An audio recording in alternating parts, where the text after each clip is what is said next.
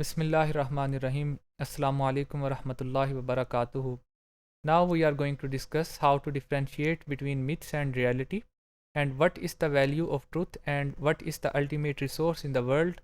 उसके लिए वही टेक्निक जो हमने शुरू में बात की थी कि with the help of questions I will raise some questions and you need to answer these questions. मैं अब इनका आंसर ज़्यादा नहीं बताऊंगा क्योंकि इनको हम पूरे कोर्स के दौरान डिस्कस करते रहें अनलेस के किसी की थोड़ी सी डिटेल बताने की ज़रूरत हो।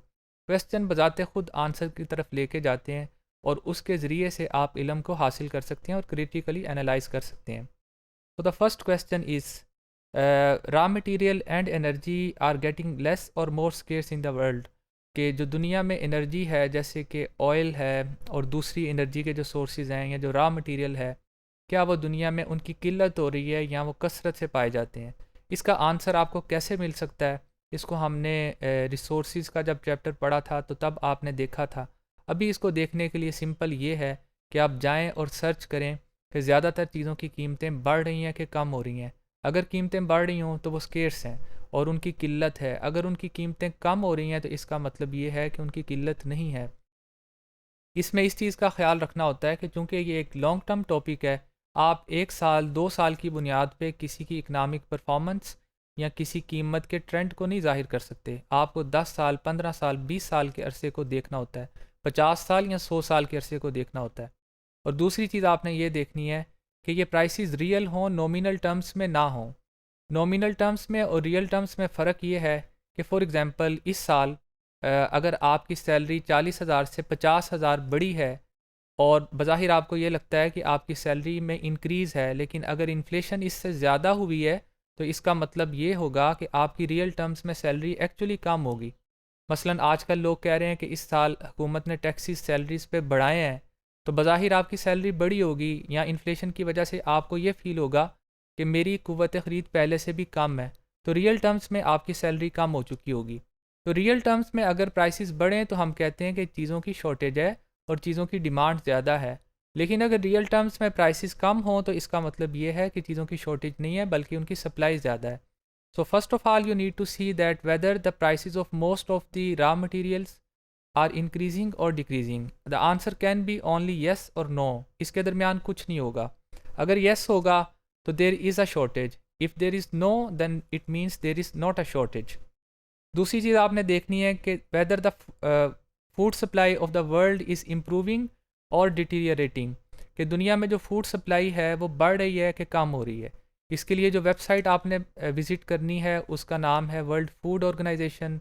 आप सिंपल गूगल पे लिख के सर्च करें, पाकिस्तान को करें, बांग्लादेश को करें, दुनिया को करें, मुख्तलिफ़ ख़ित्तों को करें, एक चीज़ को छोड़ें 10 चीज़ों को करें। आप जो चीज़ मर्ज़ी देखें, उसकी प्राइसेस को देखें, उसकी अवेलेबिलिटी को देखें, उसकी पर कैपिटा यूज़ को देखें। अगर तो इनके ट्रेंड बेहतर हो रहे हैं तो इसका मतलब ये है कि दुनिया में फ़ूड की सप्लाई बेहतर हो रही है despite the increase in population. अगर इनके ट्रेंड्स नेगेटिव हैं तो आप ये कह सकते हैं कि हाँ इनके ट्रेंड नेगेटिव हैं। मैं आपको आंसर नहीं दूंगा, ये सारी चीज़ें आपने खुद ही देखनी है। तीसरी बहुत अहम चीज़ जो कि आम तौर पे जिसके लिए पॉपुलेशन को ब्लेम किया जाता है वो पोल्यूशन है, एनवायरमेंटल पोल्यूशन है। अब आपने इसमें 2 किस्म का एनालिसिस आपने करने हैं, एक डेवलप्ड कंट्रीज़ के लिए, एक अंडर डेवलप्ड या डेवलपिंग कंट्रीज़ के लिए। अब आपने ये देखना है कि ओवर द टाइम पीरियड 50 सालों में या 100 सालों में या 20 सालों में दुनिया में मुख्तलिफ़ ममालिक में जो पोल्यूशन का लेवल है वो एयर पोल्यूशन है, वाटर पोल्यूशन है, एनवायरमेंटल पोल्यूशन है, जिस किस्म की भी पोल्यूशन है, ओजोन की डिप्लीशन है, आप इन सारी चीज़ों को जाके चेक कर सकते हैं। बाज़ में आपको नेगेटिव ट्रेंड नज़र आएगा, बाज़ में आपको पॉजिटिव नज़र आएगा। लेकिन तमाम एडवांस कंट्रीज़ में आपको एक चीज़ नज़र आएगी और वो ये है कि जैसे जैसे उन्होंने तरक्की की उनके पोल्यूशन का लेवल शुरू में बढ़ा और जब एक ख़ास लेवल के बाद उनके पास जदीद टेक्नोलॉजी आ गई, उनकी इनकम बढ़ गई, तो उसके बाद पोल्यूशन का लेवल उनका नीचे से नीचे जाता गया। ये पोल्यूशन का एक नेचुरल ट्रेंड होता है। एक गरीब मुल्क पोल्यूशन को वैसे कंट्रोल नहीं कर सकता, दूसरे ममालिक करते हैं। आने वाले वक्त में गाड़ियाँ ऐसी होंगी कि जो कि पोल्यूशन को क्रिएट नहीं करेंगी। आजकल की हाइब्रिड गाड़ियाँ भी हैं। इंसान हमेशा सलूशन निकालता है। अब ये सारी चीज़ों को डिस्कस करने का मकसद ये है कि आप सच को तलाश करें। येस या नो की सूरत में आंसर आपको बड़ा ज़बरदस्त एनालिसिस करके देगा। नेक्स्ट आपका क्वेश्चन ये होगा कि आजकल के दौर में लोग छोटी उम्र में ज़्यादा वफ़ात पाते हैं या पहले वफ़ात पाते थे? डेथ रेट पहले ज़्यादा था या आजकल ज़्यादा है? पहले लाइफ एक्सपेक्टेंसी कितनी थी, आजकल लाइफ एक्सपेक्टेंसी कितनी है? जो अंडर 5 मोर्टेलिटी रेट था वो पहले कितना था, आजकल कितना है? अगर इन सारे इंडिकेटर्स में इम्प्रूवमेंट आपको नज़र आती है तो आप ये समझें कि इंसान इन सारी चीज़ों पे काबू पा रहा है वैक्सीन की वजह से या हेल्थ फैसिलिटीज़ की वजह से। आपने इसमें अपने ख़यालात को नहीं लेकर आना, लोगों की बातों को नहीं देखना, आपने फैक्ट्स एंड फिगर्स को देखना है और ग्राउंड रियलिटीज़ को देखना है कि एक्चुअली रियलिटी क्या है। नेक्स्ट क्वेश्चन ये है कि which of the catastrophes in food supply and famine that were forecasted by the doomsayers have occurred, कि आज तक तकरीबन 1970 से और उससे पहले 1800 से, जब से माल्थस की थ्योरी आई है, हज़ारों लोगों ने फोरकास्ट की है कि दुनिया में इतनी अमवात होंगी, इस तरह कहत पड़ेगा, फ़लाँ चीज़ ख़त्म हो जाएगी जिसमें तेल है, कोयला है, बेशुमार चीज़ें हैं जिसके मुतल्लिक इंसान हमेशा से ये सोचता है कि ये चीज़ ख़त्म हो जाएगी क्योंकि इसके स्टॉक लिमिटेड हैं। आप उन सारी फोरकास्ट को दोबारा देखें। हमने एक लेक्चर में ये डिस्कस किया था कि स्पेक्टेकुलरली रॉन्ग प्रेडिक्शंस आज तक जो लोगों ने की हैं और उसको हर साल वो करते रहते हैं, उनमें से कितनी दुरुस्त साबित हुई हैं। यहाँ पे मैं सिर्फ चंद आपको दिखाता हूँ कि for example one of the prediction was population will inevitably and completely outstrip whatever small increase in food supplies we make. एक वक्त आएगा कि ये जो पॉपुलेशन है, जो भी हम फूड की सप्लाई को बढ़ा लें, इसको मुकम्मल तौर पे शिकस्त देगी। The death rate will increase until at least 100 to 200 million people per year will be starving to death during the next 10 years। ये 1970 की predictions हैं, जब अर्थ डे मनाया जा रहा था पूरी दुनिया में, हज़ारों लाखों लोगों ने इसमें शिरकत की थी कि 100 से 200 मिलियन लोग भूख से मरेंगे।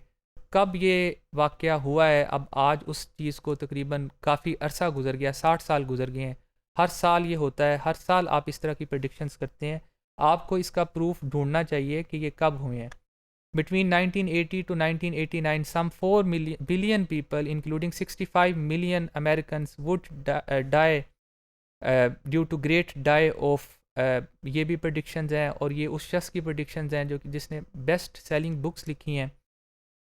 It is already too late to avoid mass starvation, और ये भी chief organiser of the Earth Day है। दुनिया में बेशुमार लोग हैं जो इस तरह की प्रेडिक्शंस आज भी करते रहते हैं। ये जो आर्टिकल जिसका मैंने अभी डिस्कस किया था, उसमें इसने इनकी बहुत सी प्रेडिक्शंस को हाईलाइट किया है और फिर उसने ये बताया कि ये 2030 में भी जब अपनी कॉन्फ्रेंस कर रहे होंगे तो उस वक्त भी यही कह रहे होंगे। पिछली प्रेडिक्शंस का कोई जिक्र नहीं करेगा। इसका मतलब ये नहीं होता कि मसले नहीं होते, लेकिन मसलों की जड़, मसलों की वजूहात कुछ और होती हैं। फिर आपने ये देखना है कि are people of the world are eating better food, more choices they are having और लेस चॉइसेस। क्या उनकी पहले से ज़्यादा फूड अवेलेबिलिटी है या कम अवेलेबिलिटी है? पहले से ज़्यादा खाते हैं या कम खाते हैं? पहले से ज़्यादा आसानी से खुराक हासिल करते हैं कि मुश्किल से हासिल करते हैं? इन सारी चीज़ों का आंसर भी आपको सच की तरफ लेके जाएगा। How the quantities of knowledge people obtain all over the world. इस वक्त आप जिस तरीके से इंफॉर्मेशन हासिल करते हैं, इस लेक्चर को प्रिपेयर करने के लिए मैं हज़ारों वेबसाइट्स को एक मिनट में सर्च कर सकता हूँ, मिलियन से ज़्यादा हैं। मैंने पिछले दिनों बिग डाटा के मुतल्लिक पढ़ा है कि तकरीबन हर 3 माह के बाद पूरी दुनिया का जो डाटा है वो डबल हो जाता है। इस कदर ज़्यादा एक्सेलरेशन है नॉलेज के अंदर, इस कदर ज़्यादा एडवांसमेंट है कि इंसान तसव्वुर भी नहीं कर सकता। नॉलेज का तो कोई कंपैरिजन ही नहीं है पिछले नॉलेज में और आज के नॉलेज में। Now look at this figure, it has taken from the website which reference is given. इसके मुताबिक आप देखें कि हिस्टोरिकली नॉलेज के बढ़ने की रफ्तार इतनी नहीं थी, लीनियर ग्रोथ थी, लेकिन एक ख़ास पॉइंट के बाद तकरीबन 1900 के बाद इसमें एक्सपोनेंशियल ग्रोथ है। अगर आप गूगल पे सिंपल लिखें नॉलेज डबलिंग टाइम, तो आपको IBM का जो सबसे पहला नज़र आएगा, जो सर्च की हुई जो आपके सामने जो चीज़ नज़र आएगी, उसमें ये लिखा है कि ये जो वेब पेजेस हैं या जो नॉलेज है वो 1 से 3 माह के अंदर डबल हो रहा है। इस रफ्तार से नॉलेज पहले कभी नहीं बढ़ा था। इसके पीछे ज़ाहिर कंपटीशन है, आपस में compete करने की ताकत है और इंसानों के पास वो सलाहियतें हैं जिसकी वजह से नॉलेज की रफ्तार बहुत ज़्यादा है। नेक्स्ट क्वेश्चन, फैमिली लाइफ के लिहाज से अगर देखा जाए तो ये है कि घर के अंदर बच्चे हों या बहन भाई हों, क्या वो ज़िंदगी की सबसे कीमती चीज़ों में शुमार नहीं होते? अगर होते हैं तो फिर उनकी वैल्यू क्या है? इसी तरह अगर आप इकनॉमिक एक्टिविटीज़ के लिहाज से देखें तो एरिया जो कि ज़्यादा पॉपुलेटेड होते हैं वो बड़े शहर हैं, हाँ, आम तौर पे जैसे कराची, लाहौर, फैसलाबाद, न्यूयॉर्क, बम्बई और इसके अलावा दुनिया के बड़े बड़े जो तिजारती मराकज़ हैं वो सबसे ज़्यादा पॉपुलेशन ही डिमांड को बढ़ाती है और इकनॉमिक एक्टिविटीज़ को बढ़ाती है। और उसके मुकाबले में जो लेस पॉपुलेटेड हैं उनमें इकनॉमिक एक्टिविटीज़ ज़रूर उनसे बहुत ज़्यादा कम होती हैं।